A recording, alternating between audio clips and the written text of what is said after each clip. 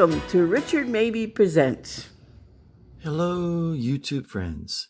This is Richard Mabey with Richard Mabey Presents. Today's episode, a little change of pace, and I wanted to talk about hypertrophic cardiomyopathy, or it's also known by its acronym HCM. And I have a very keen interest in HCM, namely because I have it. So it's a very serious heart disease. It's caused by, this sounds like something out of Stan Lee X-Men comic book, but it's caused by a genetic mutation, and it's the MYH7 gene. A person's born with that mutated gene. Now, you may ask yourself, how am I going to remember MYH7? Well, just think of the word my, and my, and 7, Mickey Mantle. And we'll come back to the H. My 7. Imagine you're on a baseball team, and you're the baseball player, and your number's 7. My 7. Now, how do you remember the H? Well, heaven, think of heaven, rhymes with 7. So H for heaven. So you have my H7. So you have my baseball team, and my number is lucky 7, Mickey Mantle. I'm the home run hitter. And H, well, how do you remember H? The letter H. Heaven rhymes with 7. You'll never forget it. MYH7. Now, this gene, I'll go into it more detail in another episode, but there's the heart muscle is different from the muscles in your arm or in your legs. It's non-striated.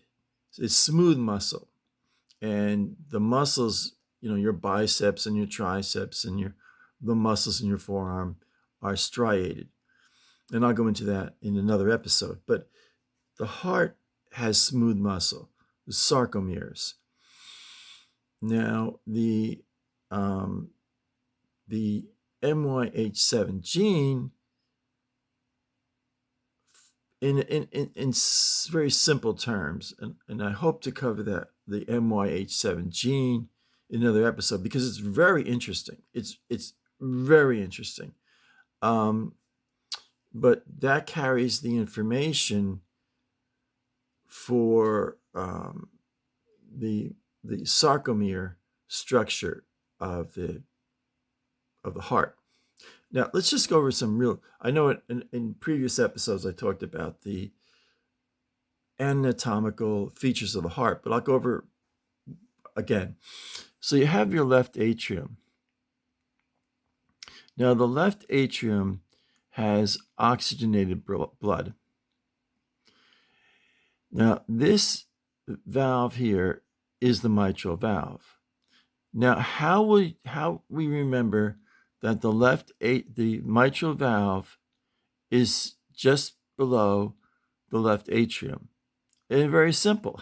I love dreaming up these acronyms or these mnemonics or memory devices. Left atrium, LA. Mitral valve, M. Lamb. So just picture a lamb. Left, L, A, M.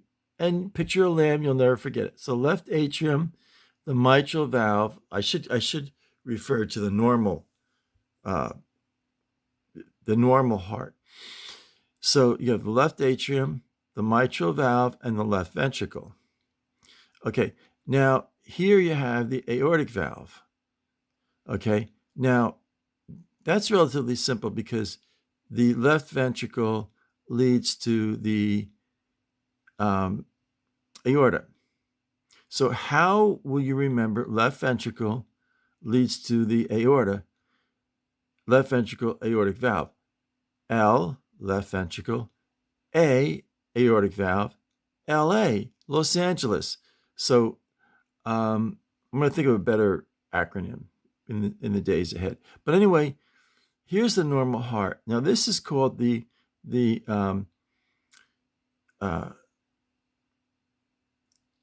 intraventricular septum right here. Intraventricular septum. And it actually serves as a wall between the left ventricle and the right ventricle. Without this septum, it was just the oxygenated blood and the oxygen blood and the carbon dioxide blood would just merge. So you have a septum. So what happens is with this MYH7 genetic deformed gene, is that essentially the production of the muscle, if you will, or the width of the intraventricular septum goes haywire, and the instruction, it becomes an eager beaver. It becomes an eager beaver, and it just keeps producing more of this fiber, these sarcomeres. And what happens is it just keeps building up and building up. Now, 1 in 500 people on planet Earth have hypertrophic cardiomyopathy. It's deadly. So what happens is, and this doesn't happen from here to here, it doesn't happen overnight. Now, to give you an idea, on a personal note, how this is very difficult to diagnose, with all due respect to the general practitioner and also for the cardiologist. This is a very difficult heart disease to diagnose. Now, when I was 12 years old, I had rheumatic fever. So I was in the hospital, 3 or 4 times, and one time I was in the hospital for the whole month. It was because I remember I was in the hospital for Christmas Day, and then New Year's Day, and then a couple weeks before Christmas. And I had a very serious case of rheumatic fever, and I'll go into that another time. But the point is that after then I was in 8th grade, I went back to school, and I kind of had a rough time of it because I wasn't as strong as the other boys. I wasn't as coordinated as the other boys because I had been, for 1 year of my life, my feet never touched the ground. And then all through 8th grade and high school, I would see my cardiologist every 3 months. And then when I went to college, I would see my cardiologist like every 6 months per his directions. But the point is that, and then ever since I was 19, I've been going to a cardiologist like every 6 months, So, or at least every 8 months or something like that, So anyway, this septum here, it just goes haywire. Now, the wall of the left ventricle, that also widens because the MYH7 gene is mutated. And I know it's almost like something out of a Twilight Zone or an X-Men comic book, but it's gone haywire, and it just keeps building up this muscular wall. what happens is when you see in the normal heart, the blood comes from the left atrium to the left ventricle via the mitral valve. And then when the heart contracts and squeezes, the blood from the left ventricle shoots out to the aorta. Smooth sailing, there's no traffic. It's like Route 3 going to the Lincoln Tunnel. At maybe at, I don't know, I've been in Jersey for a while, but they say it's 2:00 in the afternoon. It's free sailing. Now this is Route 3 going into the Lincoln Tunnel at 5:00 in the afternoon. So as you can see, when the heart contracts, very little blood is allowed to push out into the aorta. So the body's getting less blood. Also, the from the left atrium to left ventricle, it cannot store as much blood. So there's a backup, which explains I have on top of everything else, I have an aneurysm. This is called, as I remember from another YouTube episode, I talked about the ascending aorta. This is this portion of the aorta right here. This is the aortic arch, and this portion here in the background is the descending aorta. So right about here at between where the aortic valve and where the aortic arch begins, right around here, I have an aneurysm. And right now, I haven't, the last time it was measured was a few years ago, and it was at 4.5. Now at 5.0 in the VA, the Veterans Administration Hospital, at 5.0 they operate. And then in the civies, the civilian hospitals, they operate at 5.5. So at 4.5, I've got a good size aneurysm here. So I think that may have been a factor of having hypertrophic cardiomyopathy, or as it also is known by its acronym, HCM. But in a future episode, I'm going to cover more detail about HCM. But it's really been heavy on my mind. 1 out of 500 people have HCM. Now, what are the symptoms of HCM? Number one, that you'll have chest pains. Number two is dizziness.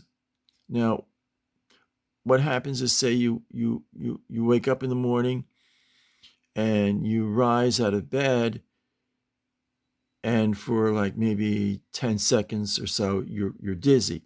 Or if you're sitting down watching a TV show or movie on TV or something like that, and you stand up and you feel dizzy, that's an indication of hypertrophic cardiomyopathy. Also, if you faint. Now, I had fainted 3 times, 3 separate and distinct occasions. And in that time period, I had been going to a cardiologist, and then I went to, it was a long story. The cardiologist that I had been going to retired, so I went to another cardiologist, and I told her about the fainting spells, and it just, was like a Warner Brothers cartoon where, the light bulb shines over Elmer Fudd's head, and he finally gets an idea. So the light, like I could see it in her eyes, like, oh, you fainted 3 times. And she was thinking, hypertrophic cardiomyopathy. Now, the good Lord blessed me because this cardiologist, my new cardiologist, Dr. M, she had studied specifically hypertrophic cardiomyopathy, and right away she was thinking HCM and everything like that. So I went through at least a dozen procedures and tests and all kinds of, including a full-blown catheterization. So the conclusion was I have HCM. And I'll go over, I have a severe, but there's degrees of HCM. And I'll go over that another time. But I just really wanted to cover the basics of HCM. Now, 1 out of 500 people have HCM. And it's estimated that out of the one out of 500 on planet Earth,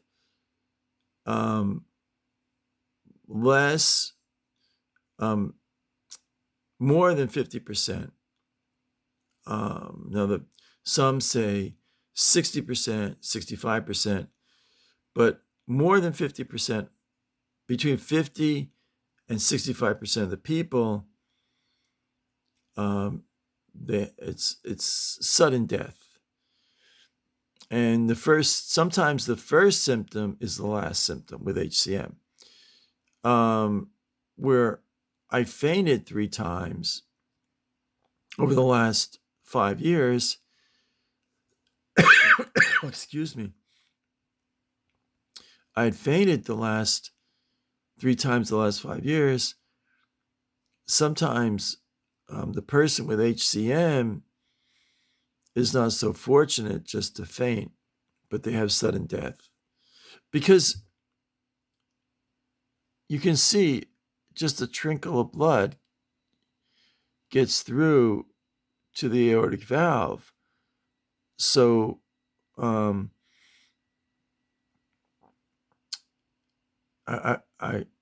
this is the mitral valve open, but then this flap here closes. But even then, it's like, the cars on Route 3 going into the Lincoln Tunnel. It's just, you can see it's wide open here. This is the open plains, and this is like a congestion here. So not enough blood goes through the aortic valve for the needs of the human body. So, but this is the most a very basic, elementary look on hypertrophic cardiomyopathy. Now, what I'm going to do in say the rest of the month of March, not every day, but maybe once or twice a week, I'll talk about hypertrophic cardiomyopathy in more detail. I also want to talk about, it's very interesting, the MYH7 gene. I've been studying it.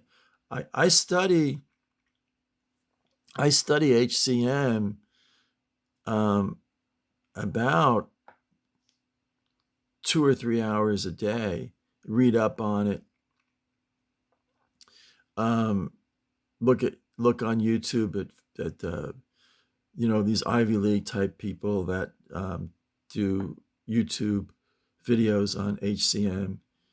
I just read everything I can on HCM.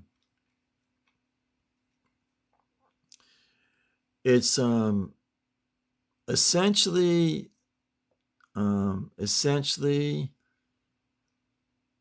it's a death sentence. And since the 1st of January of this year, I've been to 2 cardiologists, and they can tell how the septum and the ventricular wall is growing, the growth factors, and they do the math and all their studies and that kind of thing, and they can estimate. So Dr. M said, I got about 2 years to live. And then Dr. Yu, I went to get a second opinion, and he agreed that you got about 2 years to live. So one of the things I want to do is just get the word about HCM out. And if one single solitary person is helped by my campaign, I'm on a campaign for HCM. I've accomplished something in life, So this I hope that this is not boring for the YouTube viewers, for my YouTube friends, but I think it's important. You may have a friend, a cousin, a neighbor, someone at church or synagogue, and they say, "Oh, I fainted. I fainted yesterday. It was the third time in the last few months that I fainted." That is a star that the person may well have HCM. So it's a defective gene, a gene mutation, specifically of the MYH7 gene. So I'll cover more of this. I hope it's educational, and I don't want to get too Ivy League, Ivy Tower scientific about it, but just hey, HCM, I never heard of that before. Hey, I watched Richard Mabey on the YouTube. He's rattling off what HCM is all about. So I try my best. So I'm going to close. So stay happy, stay positive, and stay healthy. And this is Richard Mabey signing off.